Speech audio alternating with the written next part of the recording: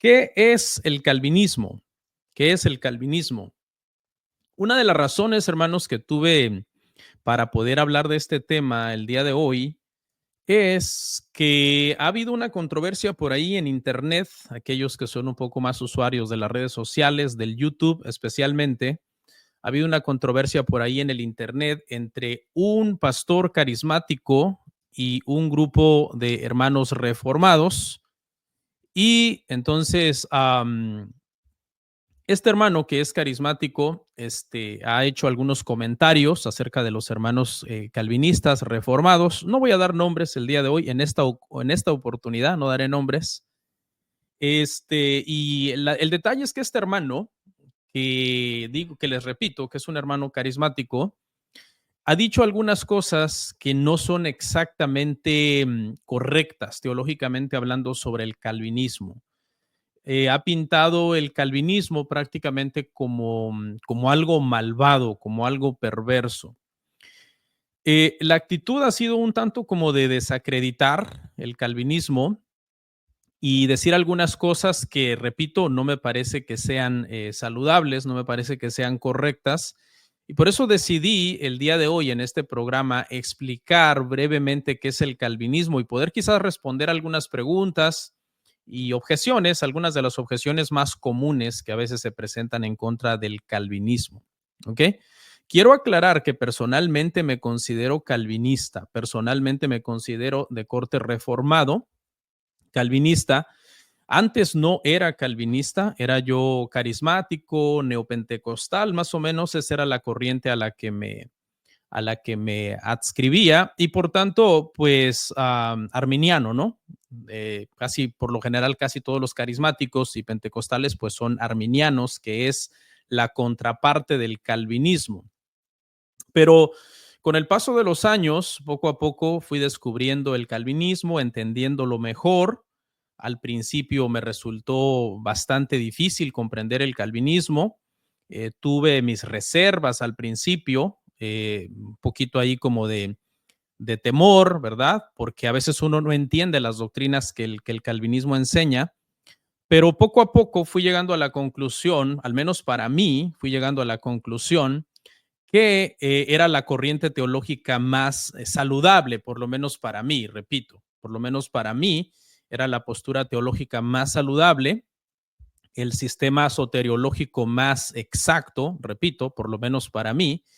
Así que decidí o terminé más bien aceptando el calvinismo y haciendo entonces el cambio al calvinismo. Conforme avance, iré diciendo algunas cosas que iré aclarando, ¿no? Personalmente creo que el sistema soteriológico del calvinismo es el más exacto, o por lo menos el más bíblico, o por lo menos así lo es para mí, repito, así lo es para mí. ¿Qué quiero decir con un sistema soteriológico? Voy a poner por aquí una definición de qué es un sistema soteriológico. Repito, cuando vaya yo diciendo algunas cosas técnicas en el camino, voy a tratar de ir poniendo quizás algunas ayudas visuales para ir explicando estos términos técnicos y ustedes los puedan ir entendiendo. ¿Qué es un sistema soteriológico? Bueno, la soteriología es una rama de la teología sistemática que se encarga de definir cómo es el orden de la salvación en los creyentes. Entonces, básicamente eso es la soteriología, es una rama de la, teología sistemática. La teología sistemática tiene varias ramas.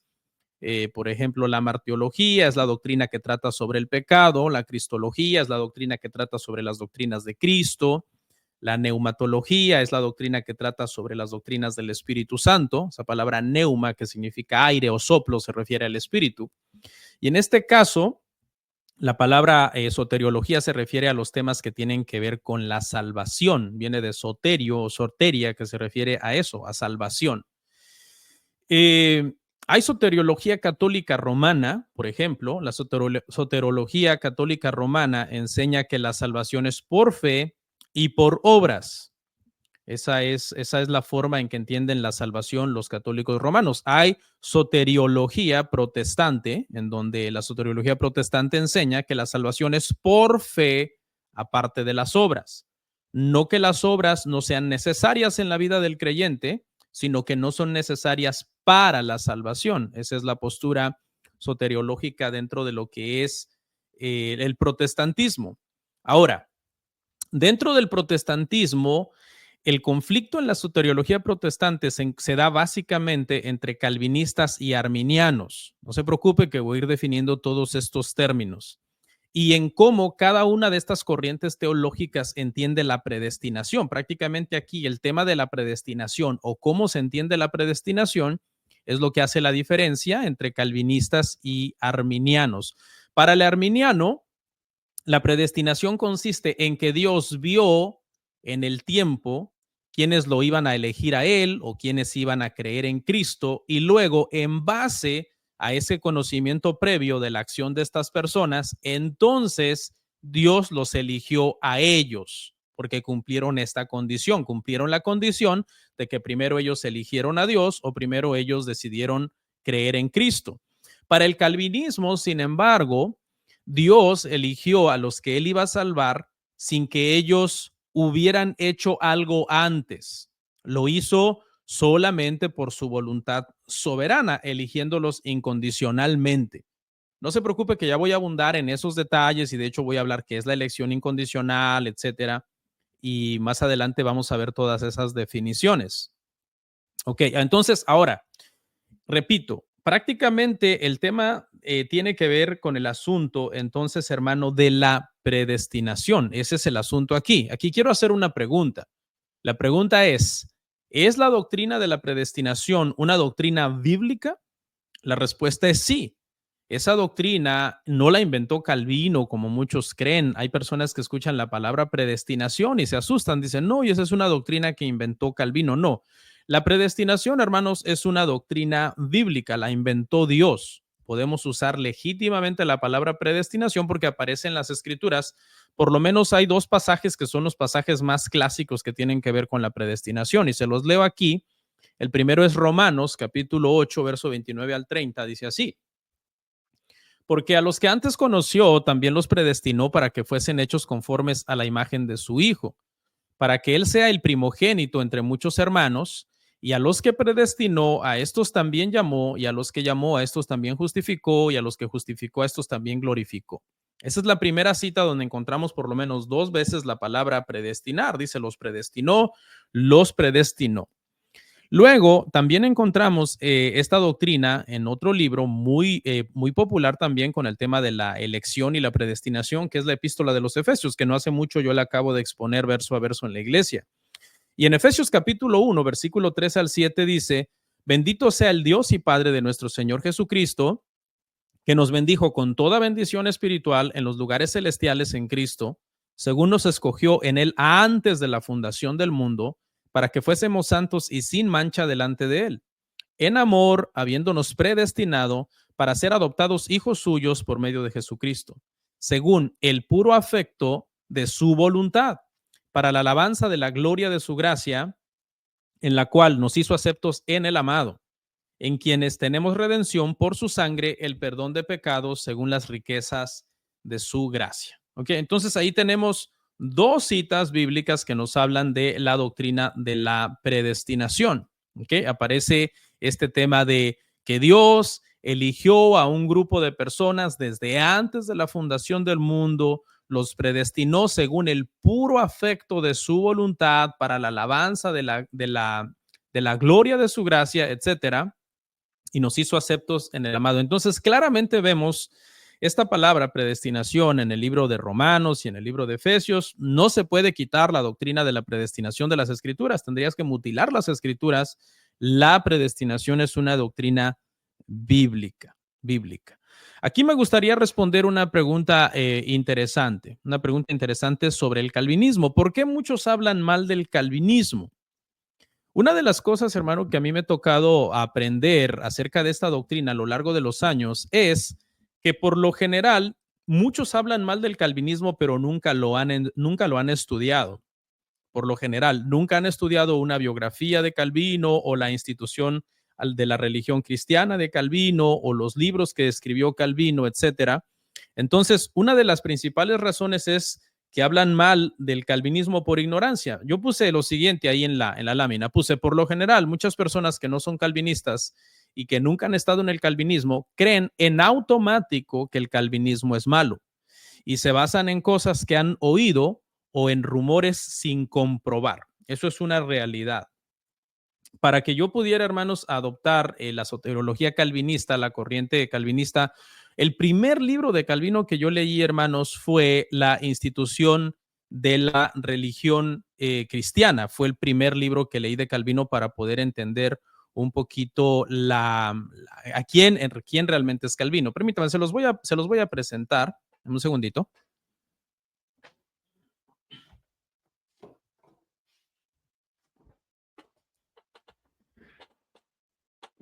Bueno, aquí tengo la institución de la religión cristiana de Calvino. Como podrán ver, es un libro pues bastante grande, ¿no? Son de esos libros que tú los ves y tú dices, es imposible que yo lea un libro de ese tamaño. Tiene 1400 hojas, ¿sí? 1400 hojas. Entonces, la institución cristiana, de la institución de la religión cristiana de Calvino fue el primer libro que yo leí tratando de investigar más a fondo qué es el calvinismo, ¿no? Y de ahí, pues a lo largo de los años me ha tocado leer muchos otros libros acerca del calvinismo o de Calvino, etcétera. ¿Ok? Una vez, hermanos, les cuento así una historia rapidito para ilustrar un poco este punto de que hay gente que habla mal del calvinismo, pero que nunca lo han estudiado. Una vez un hermano en nuestra iglesia me abordó muy molesto, me dijo, ¿usted qué opina del calvinismo? Yo le respondí, bueno, a mí me gusta. Yo, de hecho, es la corriente soteriológica que yo abrazo, que yo creo. Y cuando me toca enseñar las soteriología, cuando me toca enseñar soteriología, siempre lo hago desde el punto de vista de las doctrinas de la gracia, de las doctrinas de la elección. ¿Ok? Entonces el hermano me dijo muy molesto, pastor, ¿usted no sabe que Calvino enseñó que Judas el traidor se salvó? Entonces le pregunté, hermano, deme la bibliografía donde leyó usted eso, porque yo he leído bastante, no he leído todo lo de Calvino, porque es mucho, pero nunca he leído que él haya dicho o escrito algo así. Y no me pudo demostrar dónde él había leído eso. Realmente era solamente un rumor que lo había escuchado y que nunca se había detenido a pensar si era verdad o a investigar si de verdad era cierto. Y así pasa con muchas personas que de repente, ¿verdad? Tienen alguna especie de desconfianza o de acusación en contra de los reformadores. Yo entiendo que los reformadores no eran perfectos, que eran humanos como nosotros y que cometían errores, pero de allí a inventar que hicieron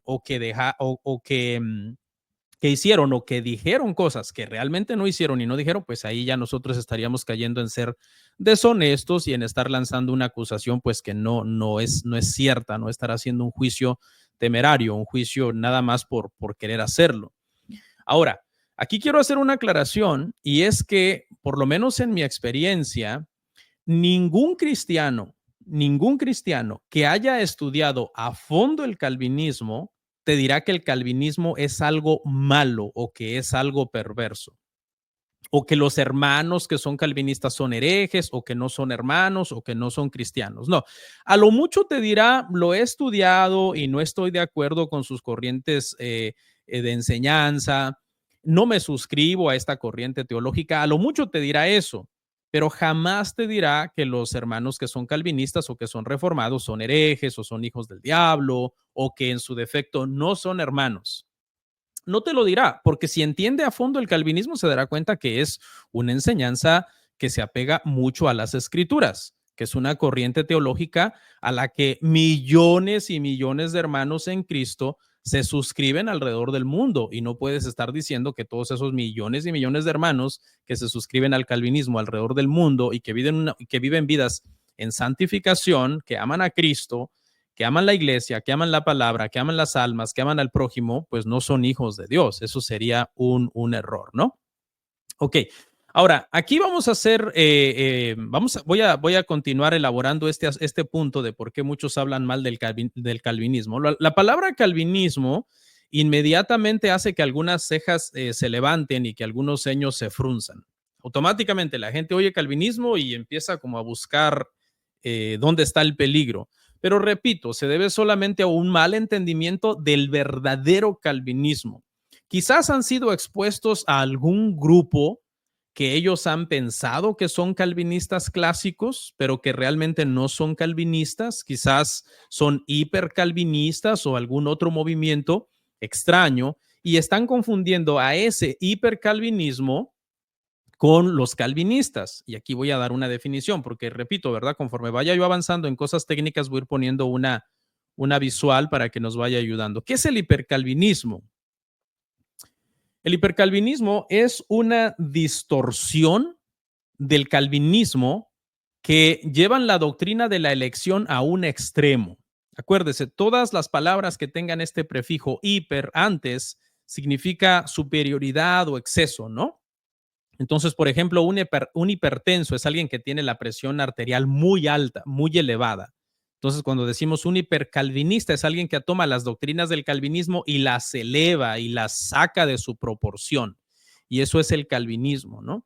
Eso es el hipercalvinismo, una distorsión del calvinismo. Estos dicen cosas como, por ejemplo, que si tú has sido elegido y salvado, ahora puedes vivir como tú quieras.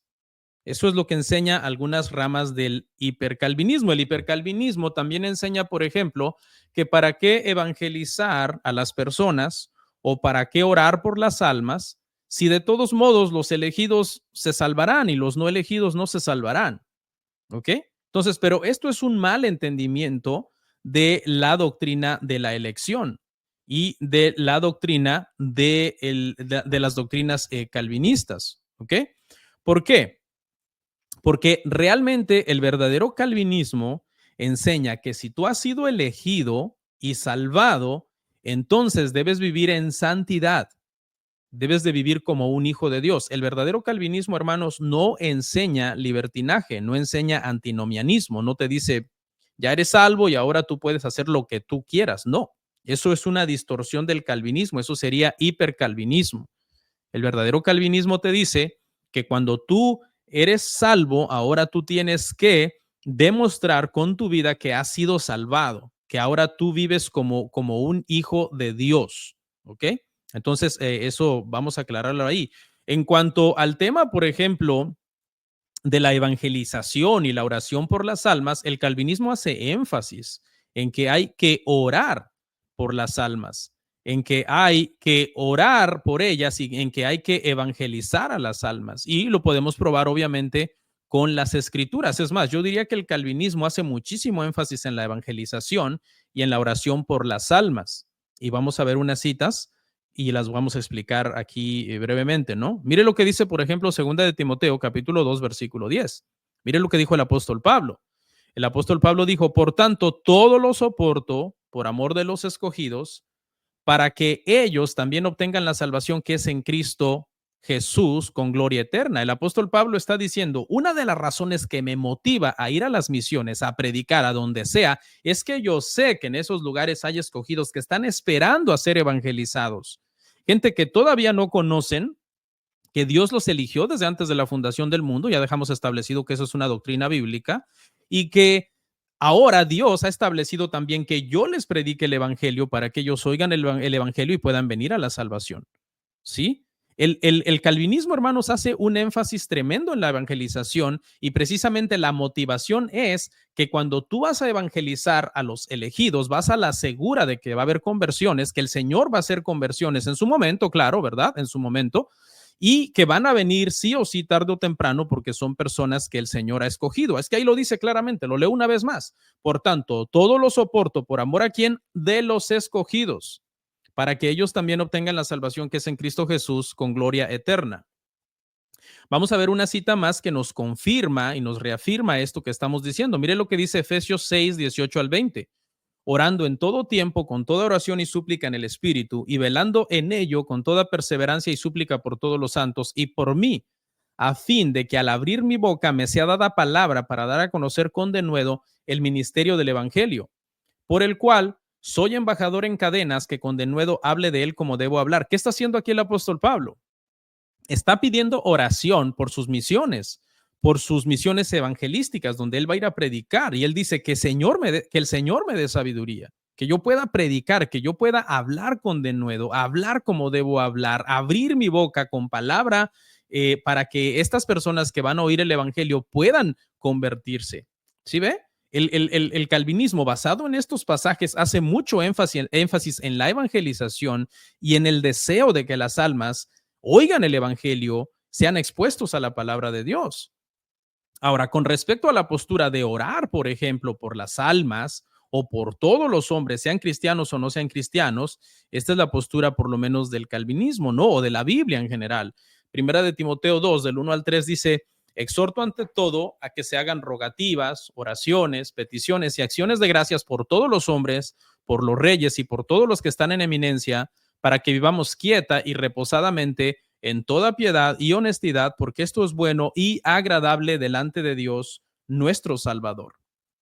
El calvinismo enseña que hay que orar por las almas, hay que orar por todos los hombres en general. Entonces, estos mitos, hermano, mucha gente cuando confunde el calvinismo con el hipercalvinismo y empiezan a acusar a los calvinistas de hipercalvinistas, pues si usted se dará cuenta, eso es lo que se le llama en el debate un hombre de paja, ¿no? Un straw man. Están atacando algo que realmente no es el verdadero calvinismo clásico o reformado que data pues de hace 5 siglos, ¿no? De los tiempos de la Reforma, de los tiempos de Calvino. ¿Ok? Entonces, eso es muy importante. Mucha gente ingenuamente, creo yo, ataca el calvinismo ignorando qué es el verdadero calvinismo. Y ahora sí voy a dar entonces una definición de qué es el calvinismo y voy a seguir explicando ciertos detalles conforme yo vaya avanzando y vayan surgiendo algunas cuestiones técnicas, las voy a ir aclarando entonces. Ok, vamos para allá. Aquí está una definición muy sencilla. Son definiciones que yo mismo escribí, hermano. Ni siquiera son definiciones técnicas o avanzadas en teología. ¿Qué es el calvinismo? El calvinismo es una corriente teológica de tipo soteriológica, algo que ya expliqué, que es la soteriología, cuya enseñanza gira alrededor de lo que se llaman las doctrinas de la gracia, los cánones de Dort o los 5 puntos del calvinismo, representado por el acróstico TULIP en inglés. ¿Ok? Entonces aquí quiero hacer una aclaración. Estas 3 cosas que mencioné con diferentes nombres son la misma cosa. Las doctrinas de la gracia, los cánones de Dort o los 5 puntos del calvinismo, que están representados por el acróstico TULIP en inglés. Aquí acróstico quiere decir que cada una de las letras de esta palabra TULIP, que es la palabra en inglés para tulipán en español, que es una flor, quiere decir que cada una de las letras del tulip representa uno de los 5 puntos del calvinismo.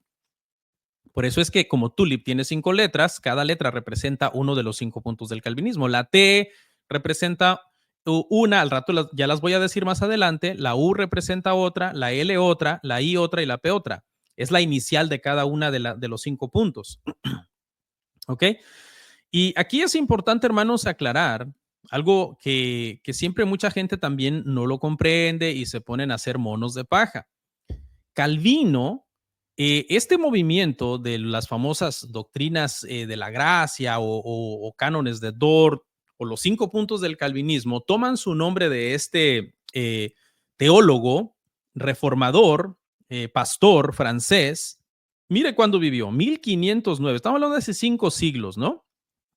1509 nació y murió en 1564. Este es prácticamente el teólogo por el cual toma el nombre esta corriente teológica y se le llama calvinismo. Pero es importante señalar que Juan Calvino murió antes de que las doctrinas calvinistas fueran sistematizadas en el Sínodo de Dort.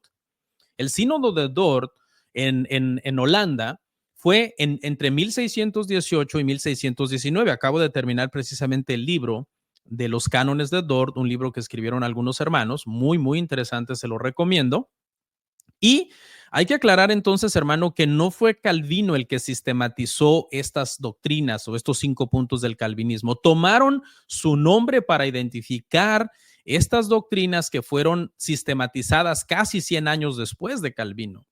¿Por qué fueron sistematizadas? Bueno, fueron sistematizadas porque se había levantado una controversia entre un movimiento que se llamaba el movimiento remonstrante, de donde vienen los arminianos, y los calvinistas. Lo único que hicieron fue responder con estos 5 puntos del calvinismo a 5 propuestas que estaban haciendo los arminianos.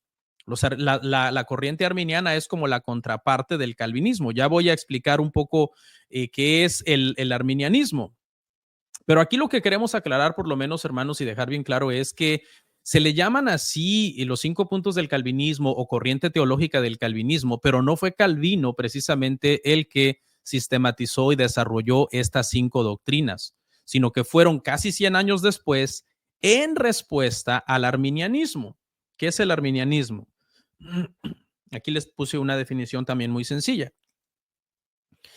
El arminianismo fue un movimiento post-reforma que surgió por las propuestas de Jacobo Arminio, ya les voy a poner una lámina en un momentito de él, un teólogo que salió del calvinismo.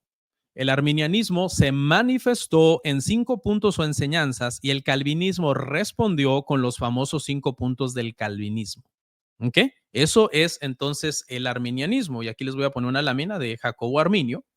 Jacobo Arminio, hermanos, fue el encargado por el magisterio de Ámsterdam de refutar unas tesis. Habían escrito un documento en contra del calvinismo, él era calvinista, Jacobo Arminio era calvinista, habían unos enemigos del calvinismo que habían redactado un documento en contra del calvinismo y se delegó a Jacobo Arminio para que refutara las tesis, pero escribiendo, mientras leía el documento que él estaba tratando de refutar, en lugar de refutar al documento, acabó siendo convencido por el documento y de esta manera entonces él acabó siendo persuadido y abandonando prácticamente las doctrinas de la reforma prácticamente que había elaborado Calvino.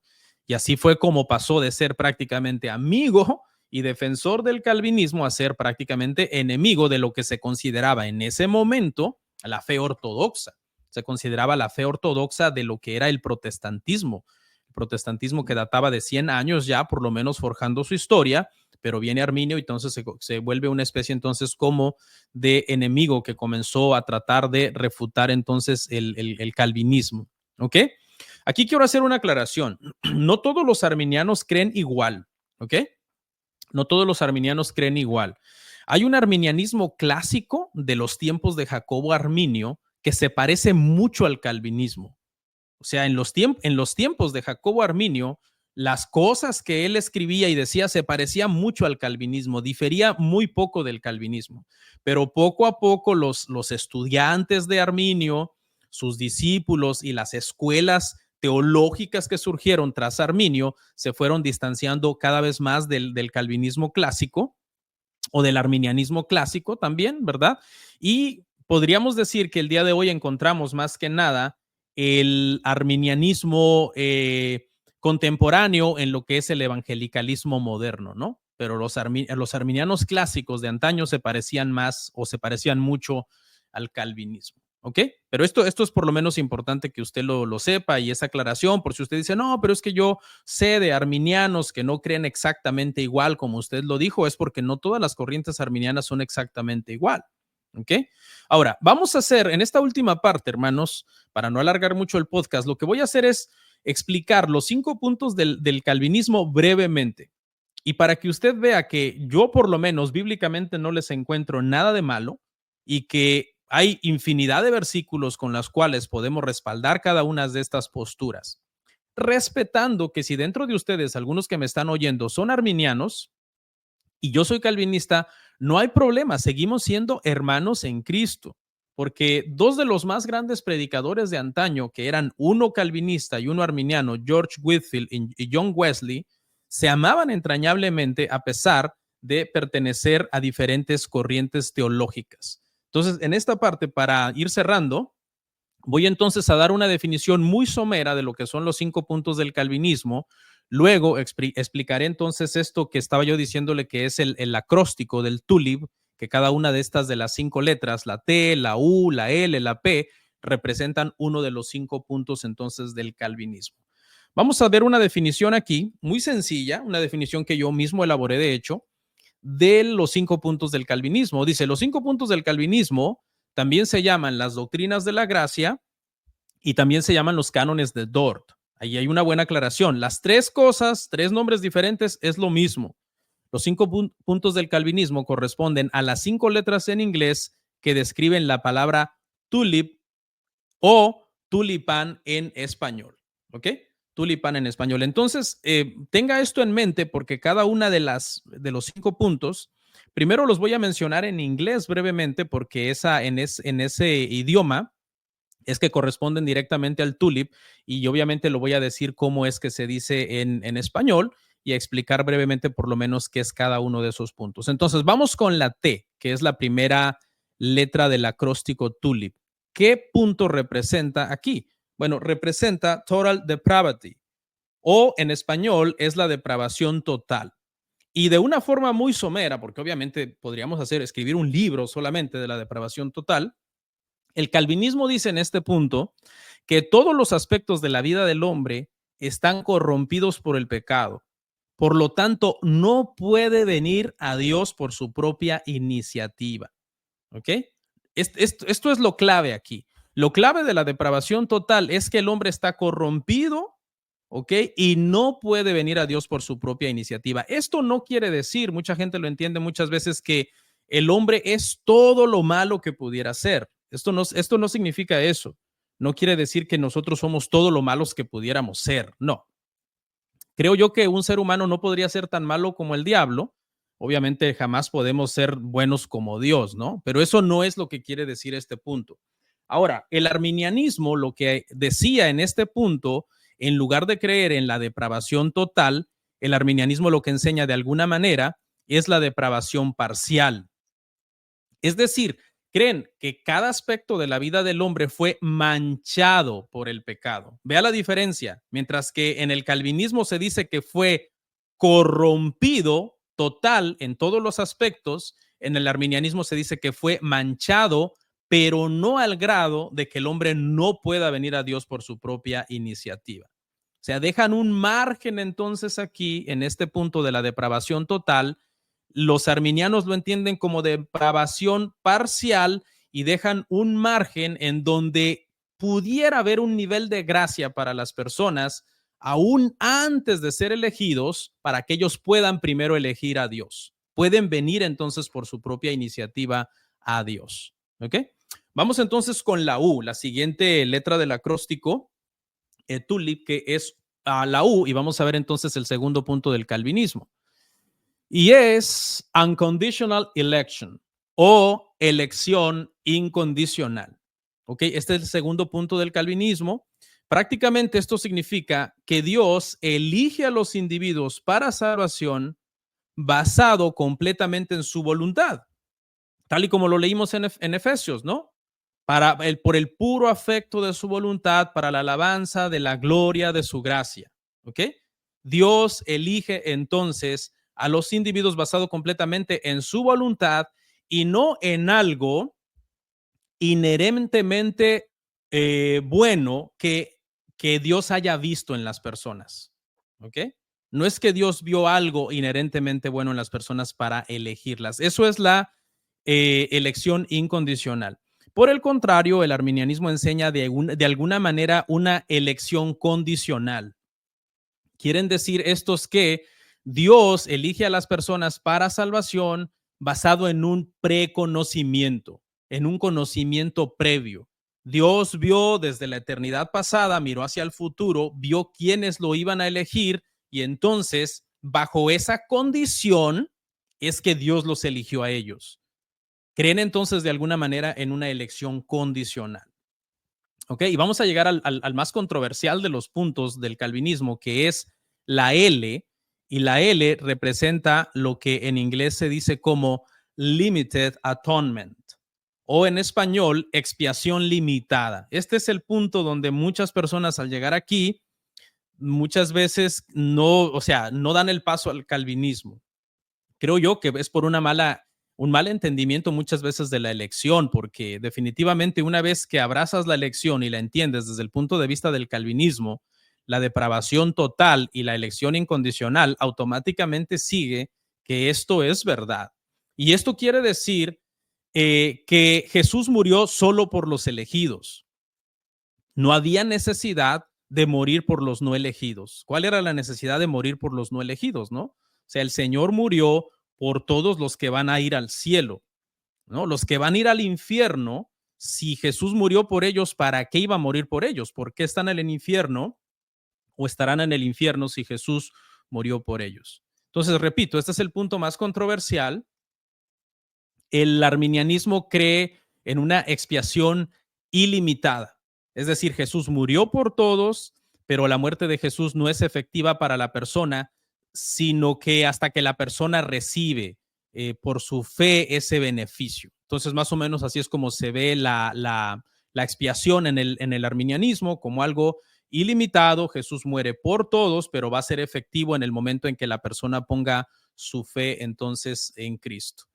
Y vamos a ir al punto que sigue, la I del TULIP, TULI, es la I, la número 4 que sigue, que es Irresistible Grace o gracia irresistible.